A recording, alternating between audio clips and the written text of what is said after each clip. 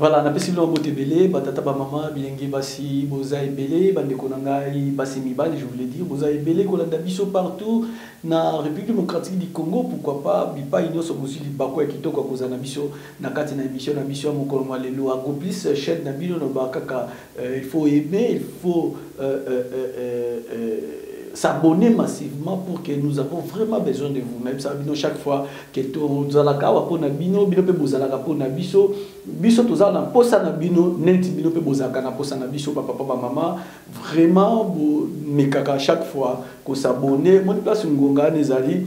Au final, à chaque fois que tu as la possibilité, il y a quoi de la vidéo na biso. Agoplis émission na bino Richard Nzambu 55 minutes yemoko ya lelo ezapona bete la bino nasali la bino ba analyse ya maima koleka na kati na ba église. Mais avant tout na pesi mbote na bandeko na nga bazola na biso na États-Unis. Merci pour na ba soutien na bino bandeko bazola na biso na Allemagne na pesi bino mbote belé na Paris kutu kolobate boza ebelé na pesi bino ba mbote ebelé pena ndeko na ngai ngonda na Paris na pesio ba mbote ebele Kinshasa na biso République démocratique du Congo na émission oyo lelo tokobandana lisolo to tokosala mukie analyse na maleki na ministère de la justice naza na domaine église na kokota politique te mais na kotikala na domaine église politique ya église ndenge papa Mutamba yaki ida yaki na yango vision oyo yaki na yango pour l'église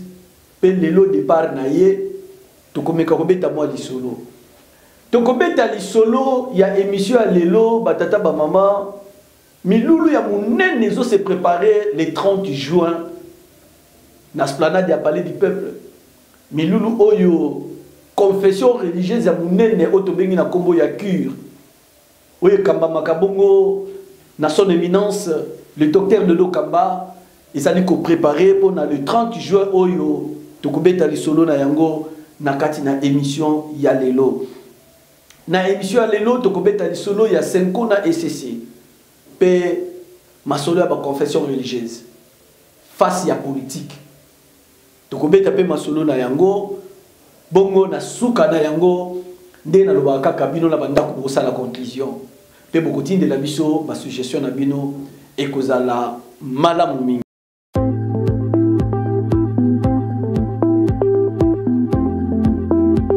Batata ba mama bandeko église ya République démocratique du Congo ndenge na bisaka bino ke mission na yango ezalaka mission église ezali pona ko dépeupler le monde ya ténèbres pe ko peupler le royaume des cieux bipai wapi nzambe atinda biso alobi allez faire de toutes les nations mes disciples nzambe atinda biso te po église soit na pasteur baboka na ba jeton na télévision to na ba radio to na ba réseaux sociaux mais nzambe atinda église na Congo comme lumière.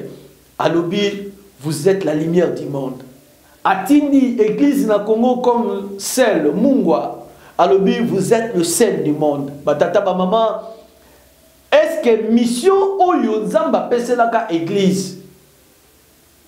Lelo, ezaka kanenge zalaka, tope église ici elongwe na nzela, ndenge na lobaka na rai, elongwe na rai. Et continue na zamba yango na bisaka bino à chaque fois qu'il y a les rapports na l'église de mon pays, l'église de mon pays, l'église a perdu sa place, l'église a perdu l'honneur oyo nzambe ameka continue de la biso na République démocratique du Congo. Boyebi ke tango papa ndeko na biso ministre papa Mutamba ayaki kozwa poste ya ministre ya justice garde so na sepela ki mingi pe na kanisi bandeko bazali kotala ba vidéo oyo nyoso zali koleka na tango wana to mekaka quand même ko appuyer ye ko beta maboko pona koloba ete tozo elik tozo kolika akosala un plus par rapport ya oyo tout le monde a capté oyo tozo zela na kati ya église surtout beaucoup plus dans Maïmatala qui oyo kobenga église de réveil du Congo tant dans le belaka église de réveil eza RC KKT parce que lelo ba église nyonso soki mutu abeti yangar atie tol atie bandika Yesu azali awa mbala moko babenge église du réveil. Or il a fallu quand même structure et ça les man à niveau de l'église molongo moko ça les man ndenge ya l'église pour que ba église na église ezala église nini ezala ki projet ministre d'état papa Mutamba qui nango na kata ministère pour na koyeba ko tia église na molongo na kanisi musala oyo asali pour na église na lingi ko interpeller pa ina bakonzi pe ko yebisa beaucoup plus ndeko oyo akoya ko fanda na ebonga oyo ministre Mutamba zalaki son excellence vraiment s'il vous plaît continuez toujours dans les pas oyebi ezalaka pasi pour na ba politique ya Congo. Tout le monde a la politique mususu ya bamboka mususu soki mutu azalaki wana abandi déjà kosala oya koya akosala tobenga Congo politique ya continuité. Malheureusement na Congo politique ya continuité zalaka penza te okomona mutu aye abuki makambo nyonso mutu azali kosala ye pa bandi koluka kosala epai na ye to aluki asala na lolenge na ye eloko nini nakoki ko garder pour na église na mémoire ya Constant Mutamba na ekiti ya ministère ya justice. Qu'est-ce que nous pouvons retenir l'église? Lorsque le ministre Constant Mutamba est arrivé à la tête ya ministère ya justice, atali makambo tali l'église, alobi ndenge basoda balobaka buli ekelekaki mwa makasi. Moi kozanga boyebi elekaki mwa makasi. Moi, kobunga nzela elekaki mwa makasi. Alobité, il faut que tu église na molongo. Pona ko tu église na molongo, ayaka na ona kobenga makanisi oya chaki sur le terrain, ya liboso zalaki ete muto nyoso babengi pasteur, il faut ba identifier ye. Faut ko identifier l'homme pasteur, ko yeba pasteur azangani. Et puis, nini oyo sengeli pasteur azalana yango comme document. Lelo nakanisi na ville province à Kinshasa, ba église ebele et ba neko travailler en désordre. Surtout na makamotali ba document. Ezalaki vraiment désordre. Bato mususu mona banda église. Ayebi na yete ndenge nini nakoki kozwa mukanda document oyo koki kopesa église valeur oyo pe koki kopesa ye moko pasteur valeur. Mais à travers Minita Constant Mutamba ameki ko songisa ba pasteur na nzela atalisi bango ke pasteur faut kozala na permis de culte, pasteur faut azala enregistrer na niveau ya ministère ya justice. Église, il faut ezala na kati ya communauté songolo. Pe communauté wana il faut efanda na kati ya confession religieuse. Azaki na likanisi mususa koloba ete 500 mètres pour na kosala l'implantation ya église. Pour lelo na Congo, surtout na ville province de Kinshasa, bo sototo ba soni moko esala maka. Surtout ba dimanche ngaye okoyoka moko na passe na mutema ozomi tu na yango ba o ba ote ya ba yobi te ke bazo déranger ba o bazo baza na pene na bango.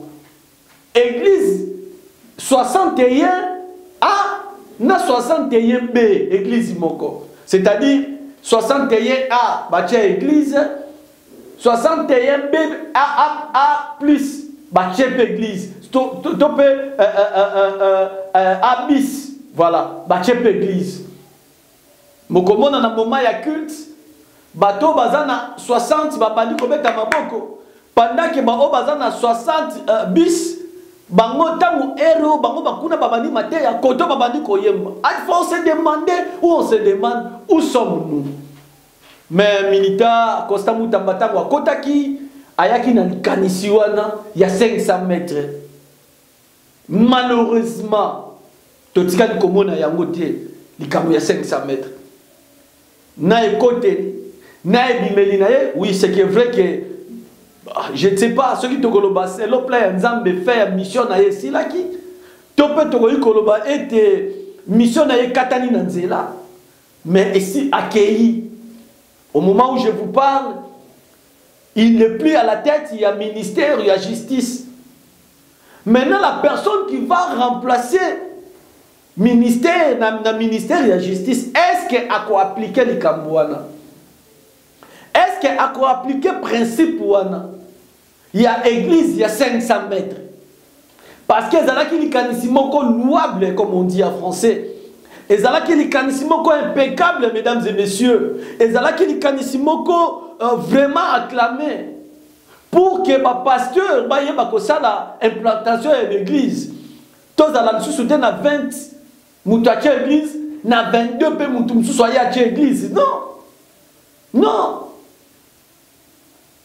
Et c'est ce que je voulais tout simplement à ce point-là de dire que Ndeko Oyo Tope ministre Oyo ko remplacer ministre Mutamba vraiment à mekako continuer idée wana pour que Bouzoba ebele il y a une implantation de l'église ici là. Oyo azana 50 tant aux il y a l'implantation de l'église en tout cas au moins au respecter 500 mètres. Et ça là qu'il kanisi boko ya malamu. Mesdames et messieurs, les Kadisiami Balé, Oyo, Ezalaki très louable, et pas il y a Minita Costa Mutamba. Ezalaki c'était par rapport, il y a identification, il y a l'homme pasteur. Bayeba quand même pasteur. Oui, Nakati na yango, moi, makambo, moi, mouké, ko zala nakati, pour na koyeba, ba pasteur, il y a solo, dans ba pasteur, il y a lokuta comme Bakino Balubaka. Mais, quand même, il y a quoi identifier comme pasteur, il y a une communauté à Zalaka, il y a une confession religieuse où il y a évolué. C'est très capital. Et c'est là qui est important. Pour tout le monde, il y a une église, il y a une église de réveil à Zate, il y a un pasteur, il y a une confession religieuse à Zate, mais il y a un pasteur.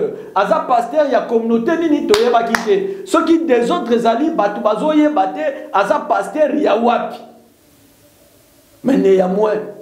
À ce que Minita Costa Mutamba fait aujourd'hui, Naisika Oya Bimeli, avant de parler, j'ai dit, waouh, aujourd'hui, quand même, nous pouvons comprendre que pasteur was à la kanakata communauté oyo. Pasteur was à la kanakata communauté oyo. Pasteur oyo à la kanakata confession religieuse oyo. Pour que toi y ait balelo na ko. Net pasteur moko boye comme on a payé linga la ko tanga comme on a TV pour zobo sala ke sila. Mais malasima na otanga comme on a yo. Mais Mikolo quand même na moni ba vidéo na ye est dosé. Depuis que Constant Mutamba soit qui ministère ministère il y a justice. Tout le monde quand même moi moi pasteur rebelle dans les réseaux sociaux ici là qui. Pasteur ba maquilloniste tout le monde qui va doser.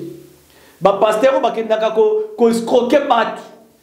Tout le monde qui va doser. Makaba pasteur wana ya mangengenge kobeta matole pa maman ya poto wana tomona ki peut doser. Tomona ki peut pasteur oya ba sexy tap tomona ki peut doser.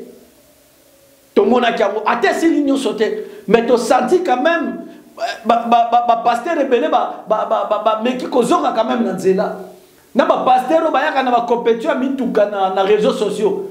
Na pasteur ba fongola mapanga na bango na ba télécommande. A fini télécommande portail à parcelle et bandi ko fungwam. Tout le monde quand même makamwana et sili. Bon, na lo besilité mais elembi mwandam. Pourquoi? Parce que Minita Costa Mutamba zalaki na rigueur na likambwana. Yango na lobaka na bino dès le début na ko soutenir yé. Na lobaka na bino na début bozonga na bémission na salaka na début na lobaka yango na ko soutenir ba idée na yé. Parce que ayaki na ba idée moko ezalaki louable surtout pour l'église. Na simbi nanga makambo politique ite po na zakuna te. Na lobeli makambo église. À travers Constant Moutamba na tête ya ministère de la justice, les lots toyebi quand même ba confession religieuse. Voilà, na mona quand même ba pasteur rebelle ba sombi ba permis de culte. Malgré, il y a certains pasteurs qui critiquent ça, la média. Est-ce que, pour la moutade, il faut na permis de culte? Mesdames et messieurs, s'il vous plaît, on peut quand même dire quelque chose là-dessus. Que les ministères de la péché, mais messieurs, nous devons t'identifier. Tu es pasteur de quelle église? Tu es pasteur de quelle confession religieuse, messieurs? Et ça te pour na côté anayote, mais quand même tu y es pour bavir et belé et si là. Quand même tu y es que pasteur ou azo sala bavir oyo, azalaka na confession religieuse oyo, azalaka pe na communauté oyo. Voilà, quand même il y a certains pasteurs non, et au moni makamwana, et ça na tina mon côté, qu'on peut ça va permis de culte, messieurs les pasteurs. Et ça te pour l'obakaka par sentiment, non. Mais on devait quand même identifier pasteur ou anaza pasteur ya wapi, abimé wapi, aza pasteur ya communauté nini, et aza pasteur ya confession religieuse nini. C'était très capital. Voilà pourquoi Moussala Constant Moutamba Sali, les pasteur va comme identifier. Le pasteur a dit quand même que l'église dans la communauté X. A dit quand même que la communauté X et l'église dans la confession religieuse X. C'est très capital. Tu as vu que ceux qui pasteur a Salimbeba, ceux qui ont un document, tu as quand même que oh, pasteur, il y a confession religieuse interne. C'est quand même quelque chose de très capital, mesdames et messieurs. Oh, quand même. Et permettre que les lots n'a là encore une fois Constant Moutamba Maboko yakoloba ete ata longwe na mutu ya confesse ya comment ya ministère ya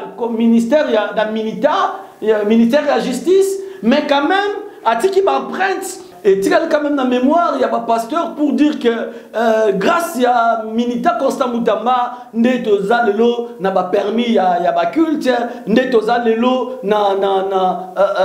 identifié, nous avons quand même des confessions religieuses, et Zanini. Voilà, je voulais dire merci. Et pas il y a Constant Moutamba. Merci pour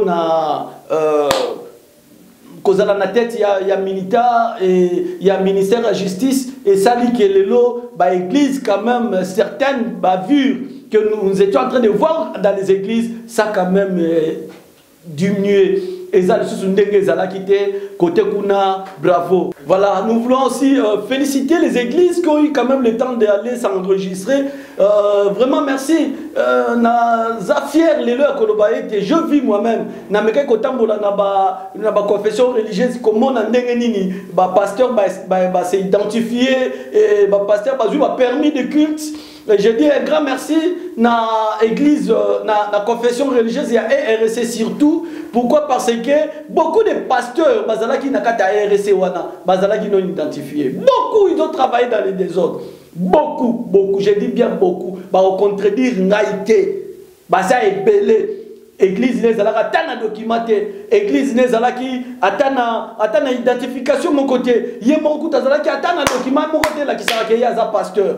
Mais aujourd'hui il y a quand même beaucoup de pasteurs et l'église de réveil va s'identifier. Il y a que azalaka pasteur na kata RSC, il y a que azana église d'Azana document et puis ba pasteur et belé bazou a permis de culte. Je dis un grand merci na Constant Moutamba na tête il y a ministère de la justice ndé azalaki et merci aussi na confession religieuse. Là il y a quelque chose qui me fait la joie de confession religieuse wana na éviter. Na éviter que souvent Richard tant na lobaka makamnanga batebele bataxaka nga mususu mona ba wana fozala ka babenga ke balesi non balesi ngaite mutu pa pesingelo ko azate nazo sala analyse d'abord comme état chrétien D'abord comme étant journaliste et deuxièmement comme étant quelqu'un qui fait les investigations dans les domaines des églises. Makamona Oloba, bon, contredire l'égalité. Ici, je voulais lancer ou jeter beaucoup de fleurs, beaucoup, je dis bien beaucoup de fleurs à son éminence Dodo Kamba, Israël, les docteurs. Vraiment, merci. Je dis merci pourquoi? Je vis Nereni Kir Botami. Moi, je vis Kir Botama. Je vis comment Kir Kir est là qui bébé, Kir a tamboli, abadio Botama na misunanga. Kir a Botami na misunanga. Kir a ngulumi na misunangai. Kir a badio telema na misunangai. Et Kir le loi tamboli na misunangai. Beaucoup de pasteurs au bazana katia cure, le lo baza identifié, le lo bazana ba permis de culte, le lo bazana ba carte comme ba pasteur, le lo bazana ba église de bango et ba document, ba personnalité juridique. Je dis waouh, ça c'est quelque chose vraiment à féliciter. Soy muta sala malam bondi makay na Congo to mesana mabe. Na Congo to mesana so muta kufi boye moni pasteur Gibio Lazaki mutu malamu. Mais tant que Gibio Lazana bomboy, au lieu de féliciter, merci pour nous salaka, rien. Mais je voulais jeter des fleurs aujourd'hui à son éminence, le docteur Dodo Kamba, qui a fait que bah pasteur rebelle, bah min bazana kati ya cure, le lo bazalana ba document. Le lo bazalana baza fier ya koloba ki bazana kati ya cure. Ndenge mokope ba pasteur bazana kati ya ERC. Le lo beaucoup de pasteurs ici aussi, je suis en train de jeter des fleurs à son éminence évêque Ejiba Yamampia pour dire que merci à papa Ejiba Yamampia. Aujourd'hui beaucoup de pasteurs bazalaka ba pasteur ya ERC ya munoko, mais aujourd'hui ils ont des documents. Merci aussi à mon président Nestor Mingina, parce que yebe na kati ya ERC bangonde na évêque Jibaba salipe makas. Ok, aujourd'hui beaucoup de pasteurs bazala na ba document bazala identifié toyeba quand même que oyo pasteur ya ERC. Vraiment mesdames et messieurs, nous sommes flattés à ce point-là. Maintenant, ce qui reste, c'est quoi? Ce qui reste maintenant, c'est la valeur de l'homme pasteur. Avoir des documents, c'est bien. Avoir des permis de culte, c'est bien. Avoir des personnalités juridiques, c'est bien. Mais ce qui est très capital maintenant, c'est la valeur de l'homme pasteur. Et qui va donner la valeur à cet homme-là? Lui-même, le pasteur. Tu peux avoir des permis de culte. Au koki kozala permis de culte. Au koki kozala na carte comme pasteur. Au koki kozala na personnalité juridique et église na yo. Tu peux aussi appartenir à la communauté, dans la confession religieuse. Mais comportement na yo, caractère na yo. Ezandeni maki onotiki. Koko sabasi abatotiki. Koko samibali abatotiki. Quand ça va prophétie à l'okuta otiki, parce que tu peux avoir des permis de quitte mozala va prophétie à l'okuta. Nase a va contrôler yo. Va payer sur permis de quitte. Mais il y a encore quelqu'un qui prend contrôle de la vie na yo mobimba. Oh koki koko ça a été. Tu as compris non? Hala. Le Dieu est là. C'est lui qui te voit comme pasteur. Tu n'es pas pasteur parce qu'on t'a donné pour ma paix sur permis de culte, non.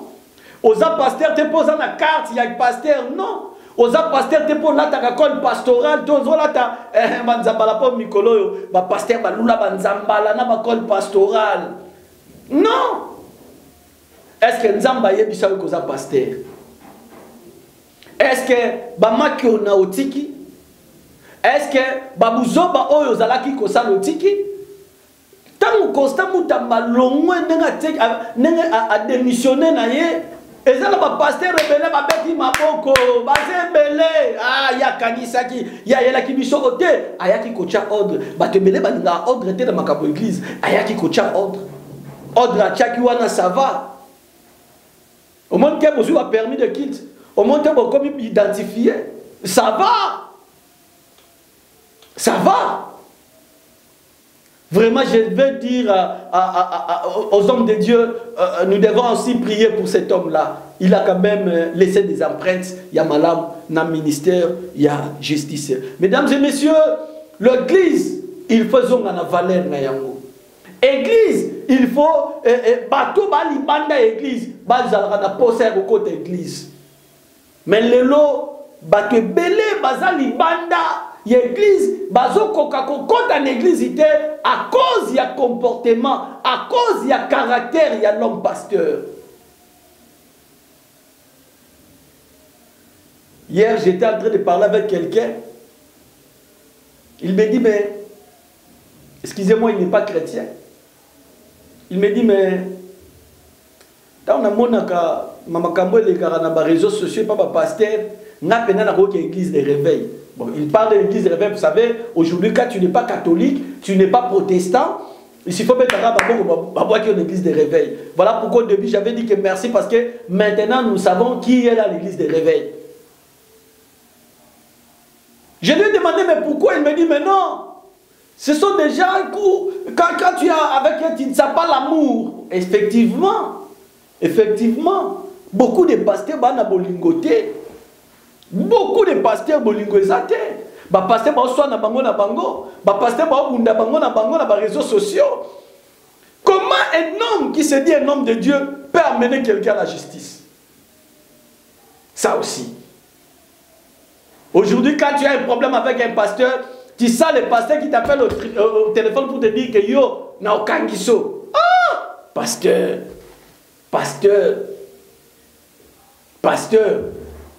Na okangisa yo. Zelo komona na kolakisa yo. Ne langage ba pasteur. Et il y a certains hommes de Dieu, les gens que nous appelons les hommes de Dieu, en les regardant comme ça, tu vois, tu sens vraiment que lui c'est encore païen. Sa façon de parler seulement. Tu sens que c'est encore plein d'orgueil. Mais on a un pasteur. Il y en a tout aux alaga pasteur, aux alaga pasteur. Mesdames et messieurs, l'église va trouver sa place. Je recule encore en arrière pour dire, c'est lui qui va remplacer ou c'est lui qui va prendre la place de Constant Moutamba. Pour à ce qui concerne l'église, c'est-à-dire, matal sous le colo. Rigueur, l'église, il faut ezala. Mais rigueur, il faut être là-bas. Il ne faut pas sentir que non, naza pasteur, mais donc il faut la respecter, mi be kwamboka.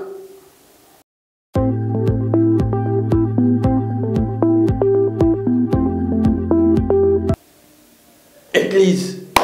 Voilà, ma papa, ma maman, par rapport à temps, vous savez que toujours temps, Nabiso et Zalaka compter.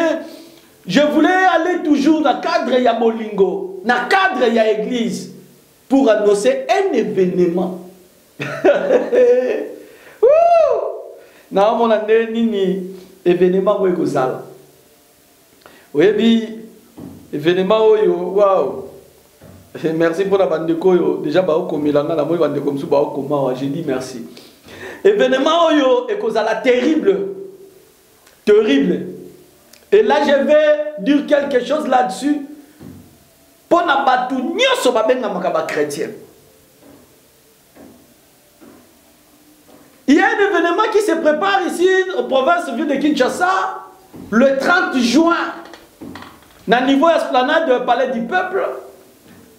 L'événement, rassemblement, il y a Banana Zambé, il y a Oyo Bandima, Kobenga Maba chrétien, mais ça, quand on a chrétien, mais ça, on a mouto, nyoso andimi koya, ko sambela, pe pona kokumisa tata Zambé, mokeli ya likolo pe nase, pourquoi pas, je voulais dire, même pona batu Oyo, nano kota l'église, peut-être que ce sera pour toi la première fois de venir en Christ, mesdames et messieurs, un événement à ne pas rater.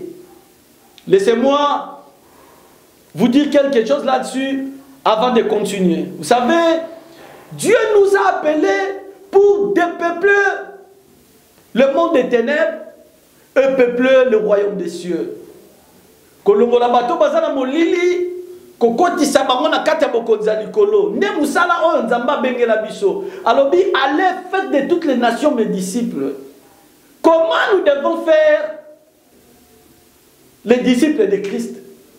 Ce n'est pas seulement rester à l'église, non, non, nous devons sortir, aller par-ci par-là.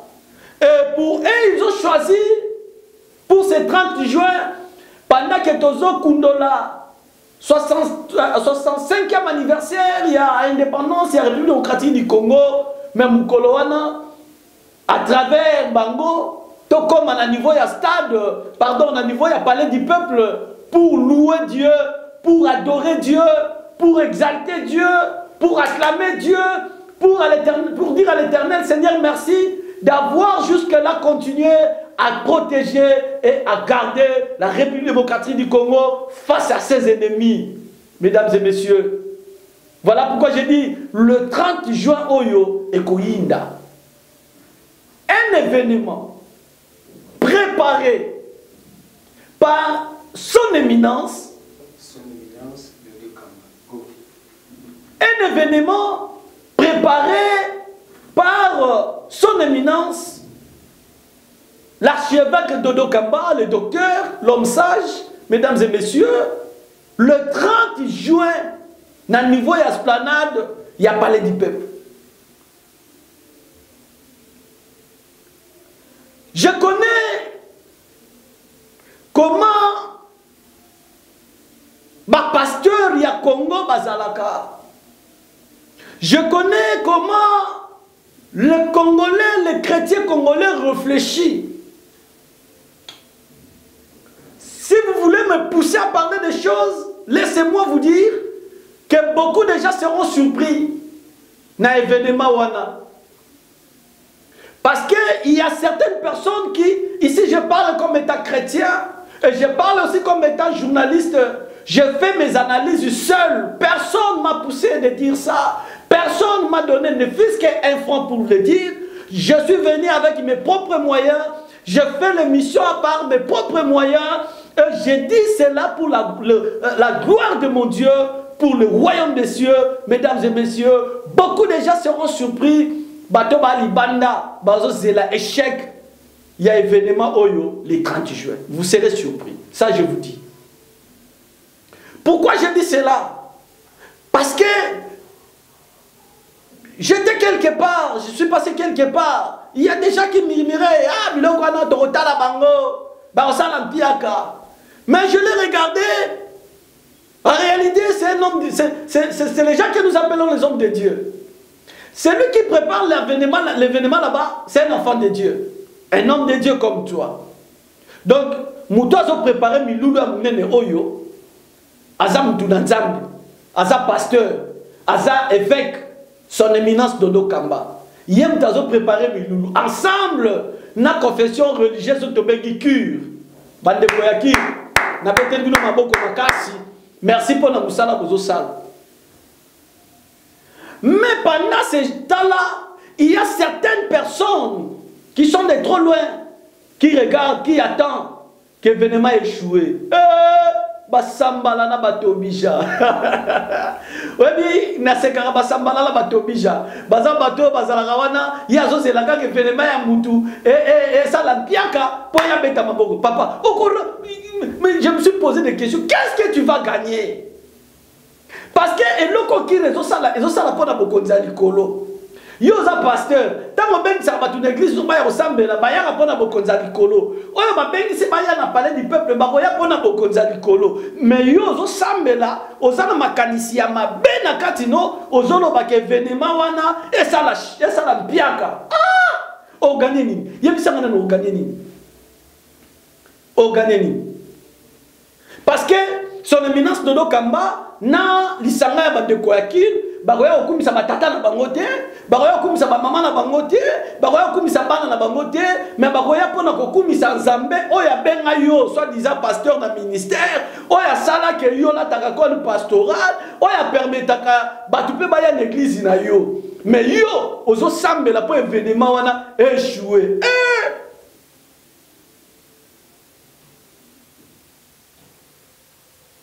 Vous savez, à certains moments, ça me fait très mal. Et ça la passe pour la misali. Mais pendant que ils ont raisonné de Wana, et là-bas ils sont en train de travailler. J'ai vu quand même quelques descentes. Il y a, oui, il y a une caméra, ils ont mis sur Romona. Namoni, ba descente, il y a son éminence de Dokamba.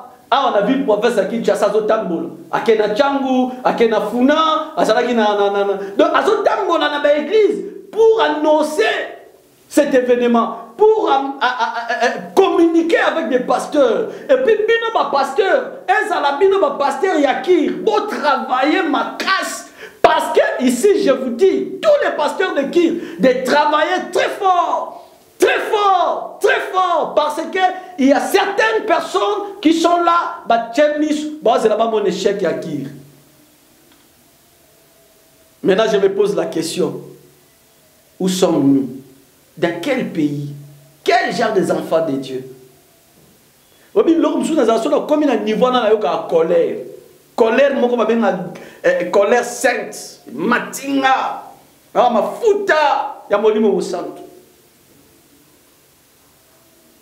Au lieu de pasteur bolo baketa, t'as l'erreur bino ba pasteur bosalaka, t'as l'erreur bino bosalaka. So yo ki muninga un événement na palais du peuple. Au lieu yo pe na ngambu na yo o sangisa ba pasteur, o sangisa église na yo, o mema batu. Yo lobi te to kotala ye ako échouer. Oh. Aso sala ngo pona gloire ya nani? Ya mutomoki. Aso sala ngo pona gloire ya Nzambe. Ngana lebisaka batu banka Nzambe échouer kate. Ata boye tant on a des événements à Mokili, même par concert, je vais dire quelque chose là-dessus par rapport à ma concert. Ce qu'on y est, c'est-à-dire l'analyse dans ça. Ce qui fait raison d'être dans le stade de martyr, parmi les wana,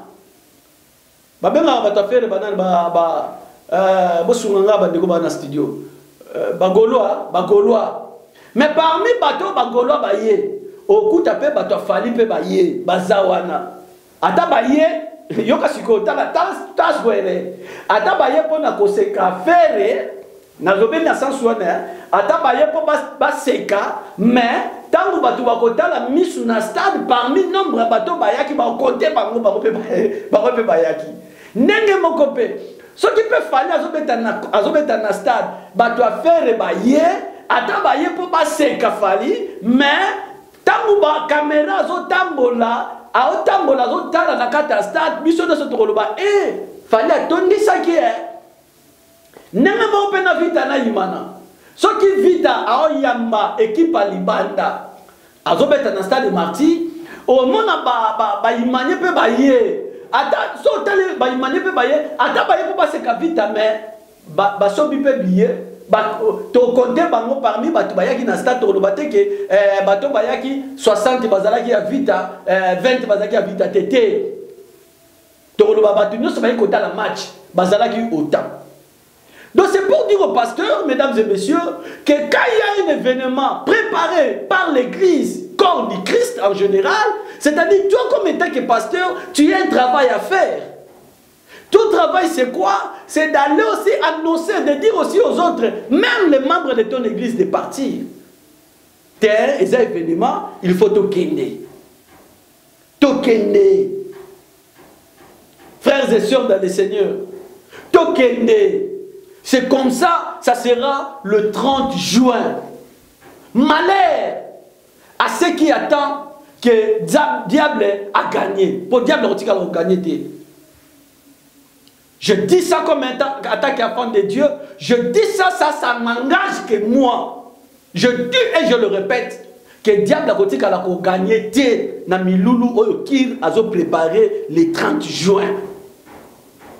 Nakozonga awa na mission nakoya na image na olakisa bino na bomba émission oyo bomba yango nakoya pe na ba image na olakisa bino. Et puis vous ne connaissez pas son éminence de Dokamba, ça excusez-moi na kufungola brèche moko na kanga. Vous savez, quand vous regardez son éminence de Dokamba, le docteur, vous allez comprendre que c'est un homme qui reste constant. Et Azamutumoko, ce qui a l'ingage de l'eau qu'on a rejoint. Et ce qu'alinga ça le loco, à ça la loco il y a à peu prêté, à ça la loco avec détermination, à ça la loco avec détermination. Et puis on commence à loco on peut et simbi, ndenge pe ko simba le 30 juin, oyo, n'esplanade, il y a parlé du peuple, ndenge ko simba, oyabi quand il a commencé il y a beaucoup de gens. Disons ça la vérité, il y a beaucoup de personnes qui n'ont pas donné la chance. Il y a qui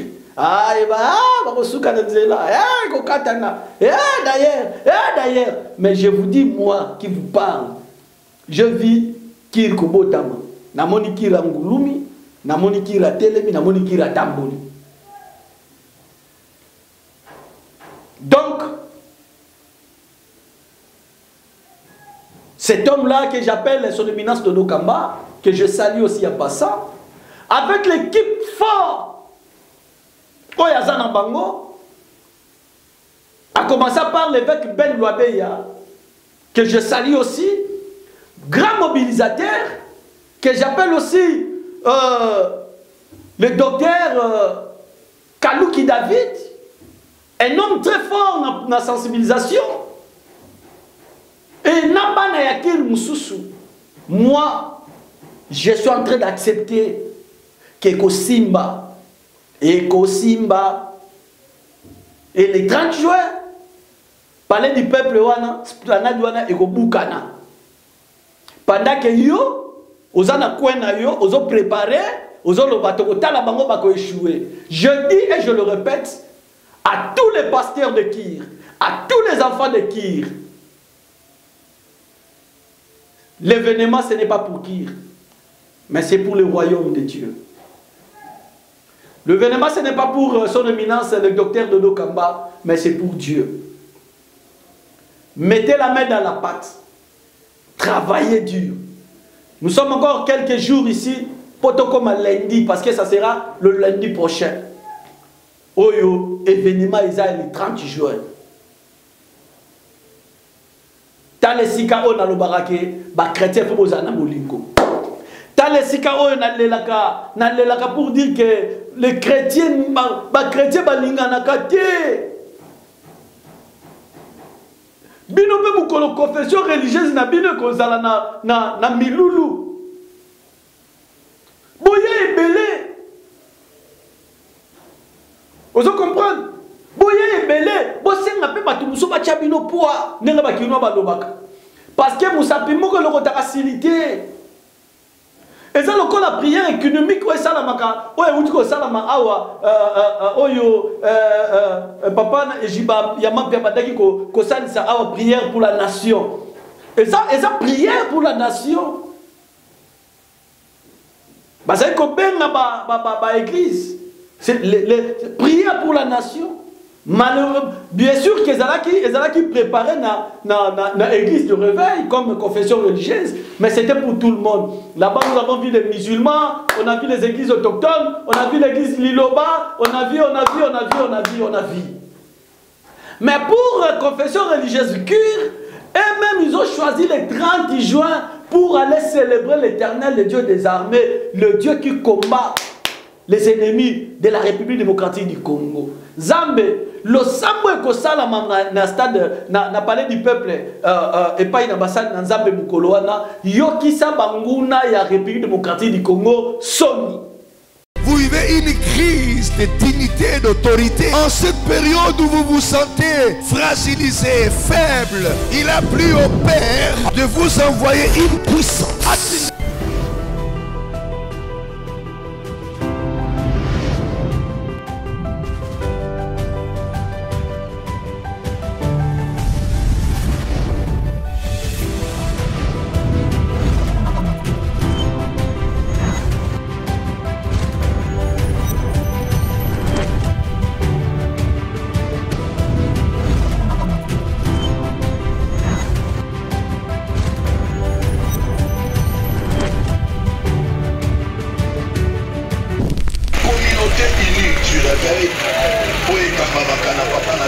L'archevêque supérieur Dodo Kamba Isaïe, nous avons la deuxième trompette du réveil deuxième édition, le 30 juin, dans l'esplanade qui a parlé du peuple. Thème pour une paix durable en heure d'essai. Deuxième trompette. Et ça le 30 juin, et qu'on a la lundi. Et qu'on a le 8 heures.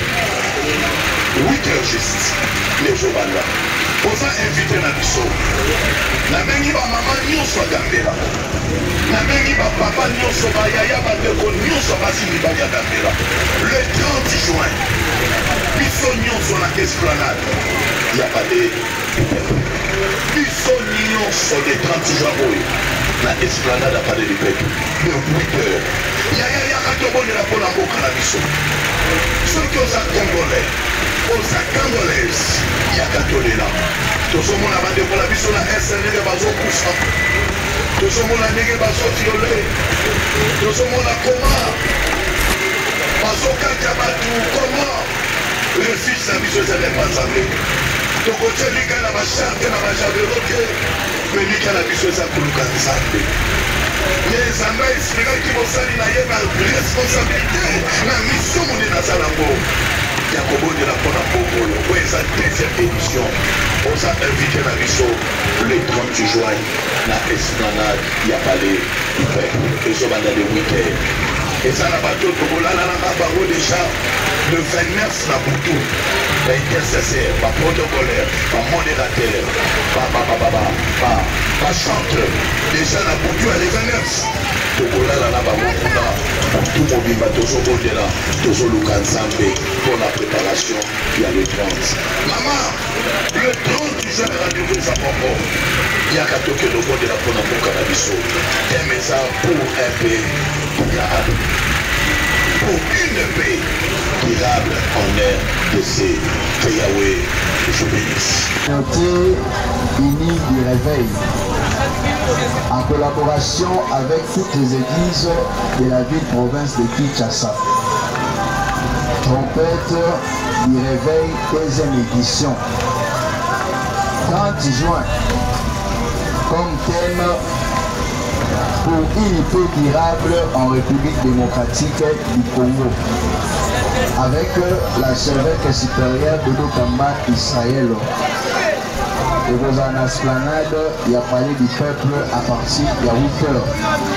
Donc, le 30 juin, ça sera un lundi et vous allez férié.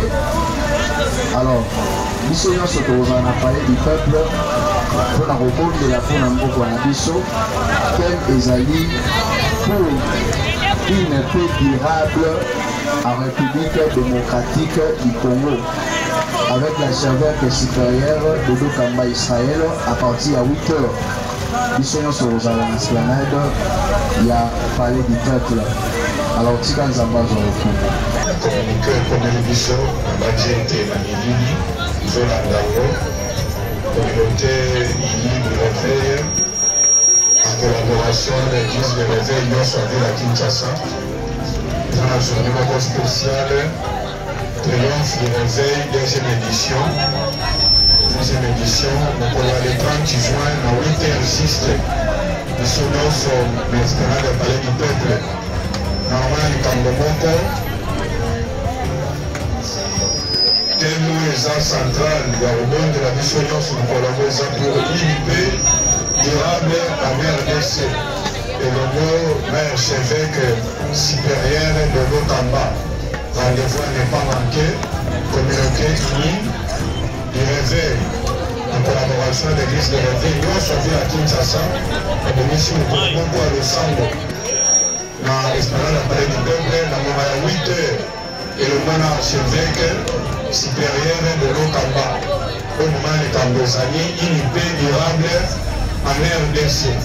Zamba Pambo, la mission, nous sommes dans la place pour la commune de la bonne mboka. Zamba Kabisa biso kimia ekota. Des fois on ekota na kimia. Mais ça na ba ville biso mususu kimia ezate. Pour sambela ete kimia oyo tokola bina ngona Kongo yo enevere bongo.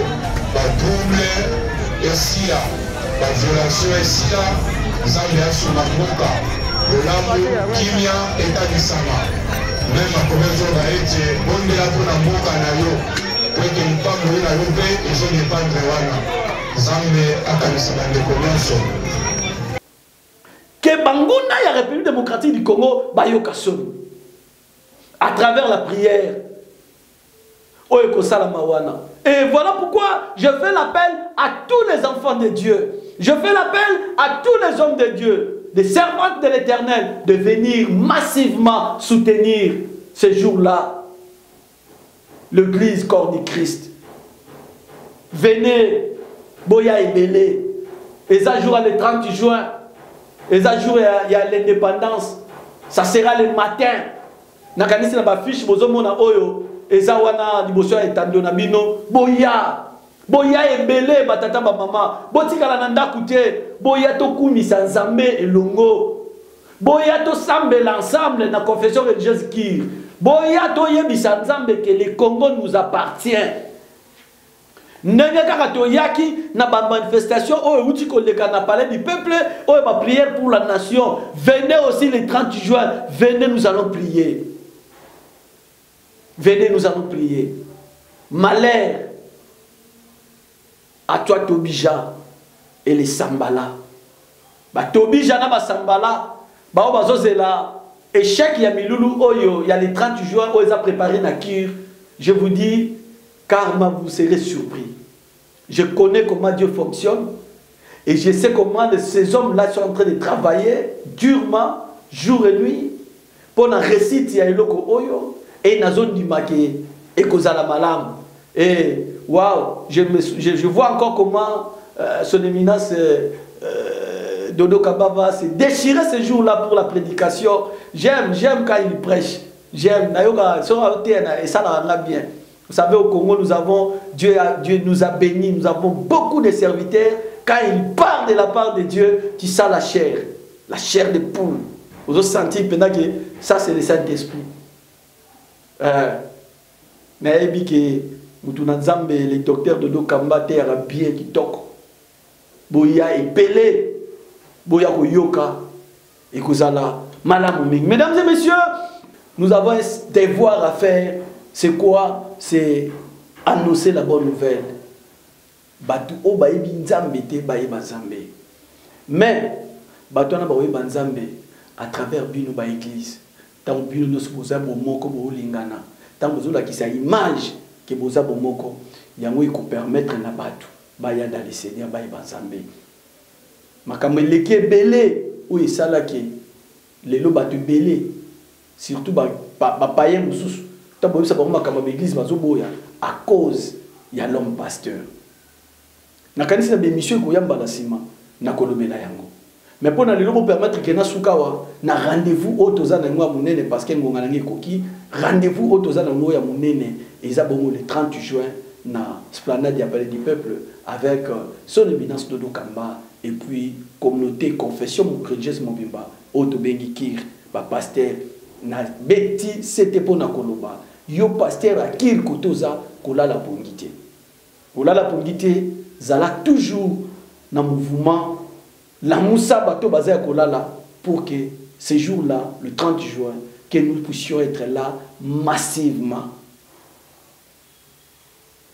Païen, tant que il y avait quelque chose où il a parlé du peuple Lélo. Voilà, mesdames et messieurs, je termine ici cette émission. Je dis un grand merci à tous les amis qui étaient en train de nous suivre des près ou de loin. Mais en même temps, laissez-moi vous annoncer un événement aussi pour le 1er juillet. Voilà, le 1er juillet, le 1er août. Le 1er août, il y a un événement qui s'est préparé. Il y a bongo édition, il y a liboso, il y a émission, il y a sport. Et déjà avec Acoplice. Donc émission, il y a Mounene, il y a Acoplice. Il y a la sortie. En même temps, il y a sportif et belé. Il y a émission. Tu as déjà que belé, il y a sport. ezala bandeko na biso ba karatéka, ba boxeur, ba footballeur, donc ba zebele, ba judoka, banani donc tokozala wana ebele nakanisi na bemission koyamba na sima tokofandela yango na bozindo po toyebisa bino comment événement ekolekela. Mais déjà na tshebino mungu na munoko po na yebisa bino que il y a quelque chose qui se prépare déjà pour le 1er août na kati ya Ago Plus oyo eza bongo émission ya sport oyo thème nango ekozala sport eza likabo, sport eza don, sport eza la don. Ce qui eza don na yo tetika bato mususu manki ya koyeba que sport eza don yango moni bakota kota bakenda kenda bopanzi. Donc nous allons y revenir avec ça avec des détails à l'appui, mais laissez-moi finir cette émission aujourd'hui. Je tiens à remercier tous les amis au bazo continuer ko komela biso na ba émission oyo. Merci na bino nyonso rebozon ndima kozala na biso ensemble. Merci na Ago Plus.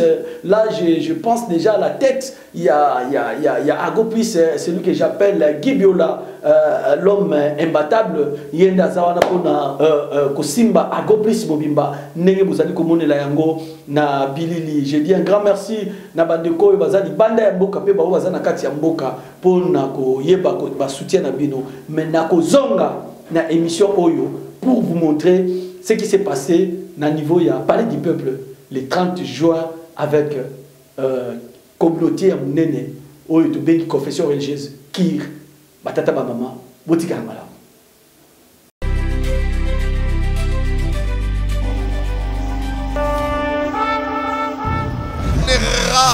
Le bonheur, la richesse.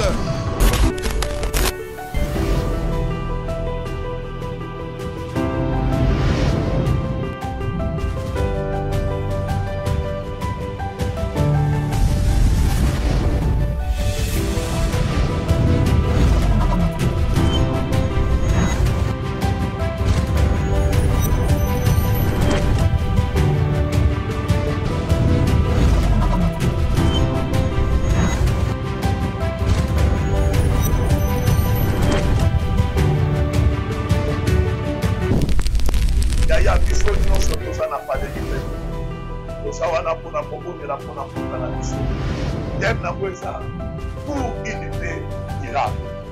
Ma maman n'a pas bénéficié. Venez massivement.